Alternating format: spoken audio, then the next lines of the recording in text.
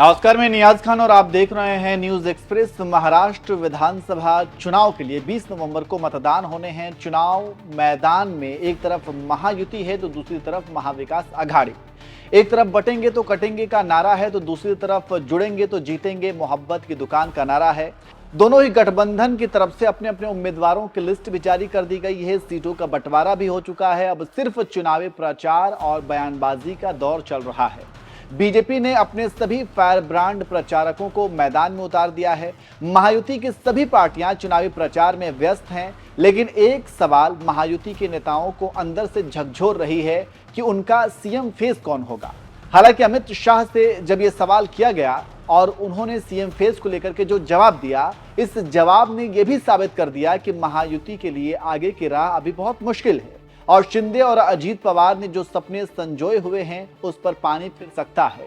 अमित शाह ने आखिर CM face को लेकर क्या बोला है, जिसके बाद इस तरह की बातें कही जा रही हैं, यही बात हम आपको इस वीडियो में बताएंगे। आपको पता है कि महाराष्ट्र में जिन पार्टियों ने भी गठबंधन किया है वो सिर्फ राजनीतिक मजबूरी है। वैचारिक आधार पर पार्टियों की विचारधारा बिल्कुल अलग है। महायुति में बीजेपी, एकनाथ शिंदे की शिवसेना और अजीत पवार की एनसीपी शामिल हैं।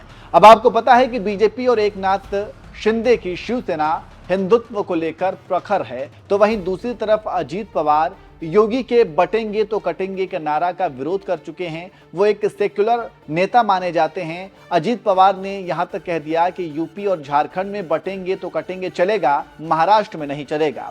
इस बात से आप अंदाजा लगा सकते हैं कि दोनों ही पार्टियों के नेताओं की विचारधारा अलग अलग है, लेकिन फिर राजनीतिक मजबूरी के कारण वे एक साथ हैं। अब बात रही, अगर महायुति जीतती है तो मुख्यमंत्री कौन होगा, ये सबसे बड़ा सवाल है। एकनाथ शिंदे अभी मुख्यमंत्री हैं और जाहिर सी बात है कि वो इसी शर्त पर बीजेपी से हाथ मिलाए थे कि वही मुख्यमंत्री रहेंगे। इसलिए उद्धव के इस्तीफे के बाद शिंदे मुख्यमंत्री बने और पूर्व मुख्यमंत्री यानी कि देवेंद्र फडणवीस उप मुख्यमंत्री बने। वहीं जब अजीत पवार ने बीजेपी से हाथ मिलाया तो अजीत पवार को भी उप मुख्यमंत्री का पद दिया गया। मतलब महायुति के तीनों पार्टियों के नेता मंत्री पद पर हैं, लेकिन अब सवाल यह है कि क्या आगे भी ऐसा मुमकिन हो पाएगा? क्या आगे भी एकनाथ शिंदे मुख्यमंत्री होंगे? आखिर महायुति में सीएम फेस कौन होगा? ऐसे तमाम सवाल हैं जिसे लेकर यह कहा जा रहा है कि महायुति के अंदर ही खिचड़ी पक रही है, बस वो सार्वजनिक तौर पर नहीं आने दिया जा रहा है, क्योंकि अगर अंदर की खिचड़ी बाहर आ गई तो फिर महायुति की किरकिरी होने लगेगी।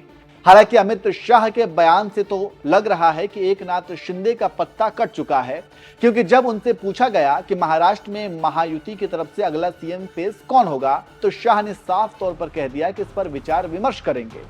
शाह के इस बयान से तो ये साफ हो गया कि महायुति में सीएम बनने का सपना देख रहे नेताओं को झटका लगेगा और चुनाव के बाद ये भी हो सकता है कि ये गठबंधन टूट जाए, क्योंकि हमने आपसे पहले ही बताया कि ये गठबंधन सिर्फ और सिर्फ राजनीतिक मजबूरी है। वैचारिक तौर पर महायुति में शामिल पार्टियों में अलग अलग विचारधारा है। वैसे आपको क्या लगता है, महायुति में सीएम फेस कौन हो सकता है? कमेंट करके जरूर बताएं।